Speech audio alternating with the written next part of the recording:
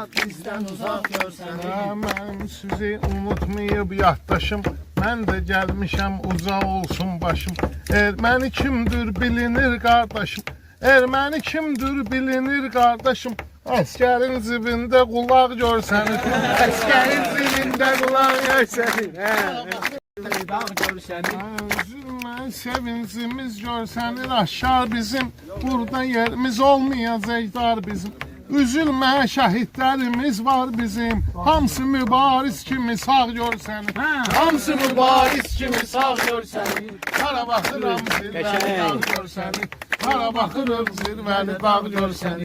Kimdir ki, xoşdur bizə onların hər xahişi. Paşinyan var nə qədər vərdişi, Paşinyan var nə qədər vərdişi. Ən gözəl daban yalamaq görsəniz, En güzel kafan yalamak görsen. hara baxırıq zirvəli dağ görsəniz. İşte bakırım zirveli dağ. Axıra can düşməni vuracağıq biz, sözümüzün arkasında duracağıq biz. Bir gün belə Şuşada oturacağıq biz, yaxınlarda keyfi damaq görsəniz. Eşe yakınlarda keyfi zaman görsen.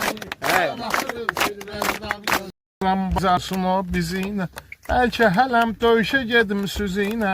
Hələ Rəşad içimizdə qonaq görsəniz. Hele Reşat sizler ona görsen. Hara baxıram zirvəli dağ görsəniz. Həli. Hara baxıram zirvəli dağ görsəniz. Yaxmışam, gülləni düşmən başına çaxmışam.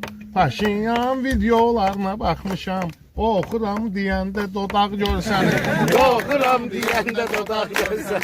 Hara baxıram zirvəli dağ Dağ görsəniz. görsen. Həm gözüm indi Ağabala haqqında dur sözüm. O cür komandirlərimiz var bizim. Düşmən qabağımızda çolaq görsəniz. Düşman kabağımızda çolak görsen. Hara Eşe. baxırıq zirvəli dağ görsəniz.